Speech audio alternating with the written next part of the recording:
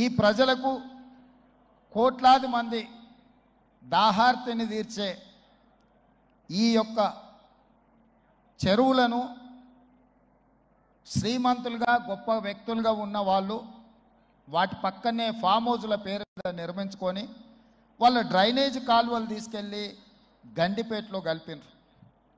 నేను ఇక్కడ వేదిక మీద ఉన్న పెద్దలతో పాటు ఇక్కడ వచ్చిన భక్తులను నేను ఒకటే మాట అడగదలుచుకున్నా.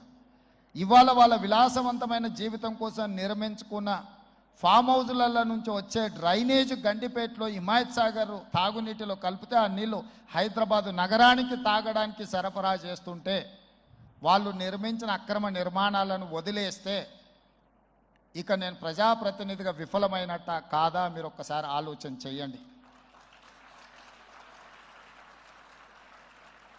అందుకే ఒత్తిడి వచ్చినా మిత్రులకు ఫామ్ హౌజులు ఉన్నా ఏవి వదలకుండా హైడ్రా అనే ఒక సంస్థను ఏర్పాటు చేసి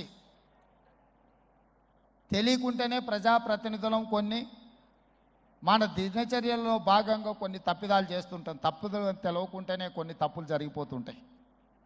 మరి ఆ ఖాతాను సవరించుకోవడానికి ఆ బ్యాలెన్స్ షీట్ను సవరించుకోవడానికి తెలిసి కొన్ని మంచి పనులు చేయాలని నేను ప్రగాఢంగా విశ్వసిస్తున్నా, నమ్ముతున్నా. ఆ తెలిసి చెయ్యాలనుకుంటున్న మంచి పనులో భాగము ఈ చెరువులను చెరబట్టిన వాళ్ళ నుంచి విముక్తి కలిగించాలన్న ఏకైక లక్ష్యంతోనే ఈరోజు చెరువులను ఆక్రమించుకున్న వాళ్ళను ఎవరిని వదలకుండా ఉక్కు పాదంతో అణిచివేయాలన్న ఆలోచన, అందులో నిర్మాణాలను ఏ ఒత్తిడి వచ్చినా వెనక్కి తక్కకుండా తొలగించాలన్న ఆలోచనతోనే ఈరోజు ఈ చెరువులలో ఉన్న అక్రమ కట్టడాలను కూలగొడుతున్నాము. దీనికి స్ఫూర్తి భగవద్గీత అనే కురుక్షేత్ర యుద్ధ సందర్భంలో అర్జునుడు ఆయుధాలను కింద పడేసి రాజ్యం కోసం భీష్మ పితామహుడు, అదేవిధంగా కర్ణుడు, దుర్యోధనుడు, దుశ్శాసనుడు నా సహోదరులందరూ ఆ పక్కన నించుంటే ఈ రాజ్యం కోసం వాళ్ళందరినీ సంహరించడం, వాళ్ళని సంహరించి రాజ్యాన్ని సాధించుకోవడం ద్వారా ఏమి ఉంటుంది, ఏం మనశ్శాంతి వస్తుంది అని చెప్పి అర్జునుడు యుద్ధతంత్రం నుంచి తప్పుకుంటా అన్నప్పుడు శ్రీకృష్ణ భగవానుడు బోధించిందే భగవద్గీత. చంపేదెవరు, చంపించేదెవరు, లోక కళ్యాణం కోసం నీ బాధ్యతను నెరవేర్చాల్సిందే. ధర్మం బ్రతకాలి, అధర్మం ఓడాలి అంటే నువ్వు యుద్ధం చెయ్యాల్సిందే అనే యుద్ధ నీతిని ఆ రోజు అర్జునుడికి బోధించింది శ్రీకృష్ణ భగవానుడు. ఇవాళ ఆ శ్రీకృష్ణ భగవానుడి బోధనానుసారమే ఈరోజు ఈ చెరువులను కాపాడే కార్యక్రమాన్ని నేను తీసుకుంటున్నా. నాకు తెలుసు ఈ చెరువులలో నిర్మాణమైన విలాసవంతమైన ఫామ్ హౌజులు ప్రభుత్వాన్ని ప్రభావితం చేయగలిగిన స్థానాలలో ఉన్న చాలామంది వ్యక్తులు ఉన్నారు. ప్రత్యక్షంగా ప్రభుత్వంలో భాగస్వాములు అయి ఉండొచ్చు, లేకపోతే సమాజం మీద బాగా ప్రభావితం చేయగలిగిన వ్యక్తులు ఉండొచ్చు. కానీ వాటన్నిటినీ నేను పట్టించుకోదలుచుకోలే.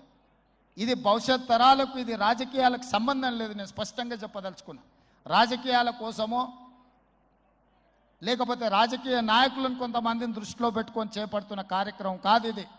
భవిష్యత్ తరాలకు, మన పిల్లలకు, వాళ్ళ పిల్లలకు వారసత్వంగా మనం అందించే సంపద ఈ సరస్సులు, ఈ నదులు, లేకపోతే ఈ రోజున్న ఈ చెరువులు. ఈ ప్రకృతి సంపదను మనం విధ్వంసం చేస్తే ప్రకృతి మన మీద కక్ష కడుతుంది. ప్రకృతి మన మీద ప్రకోపిస్తే మనం చెన్నైలో చూసినాం, అదేవిధంగా ఉత్తరాఖండ్లో చూసినాం, నిన్నగాక మొన్న వాయనాడు మనం కేరళలో చూసినాం. ఈరోజు ఇలాంటివన్నిటిని దృష్టిలో పెట్టుకున్నప్పుడు ఈ హైదరాబాదు నగరాన్ని రక్షించుకోవాల్సిన బాధ్యత మన అందరి మీద ఉన్నది. ఇది ఒక సుందరమైన నగరం. ఈ నగరానికి ఈ చెరువులే ఒక అందం. ఈ చెరువులను కాపాడే బాధ్యత ఈ ప్రభుత్వం తీసుకుంటుంది. ఎవరు ఏమనుకున్నా, ఎవరు ఏ ఒత్తిడి తెచ్చినా వాటన్నిటిని పక్కన పెట్టి చెరువులను ఆక్రమించుకున్న వాళ్ళ భరతం పడుతుంది ఈ ప్రభుత్వం అని చెప్పి నేను ఈ సందర్భంగా తెలియదలుచుకున్నా.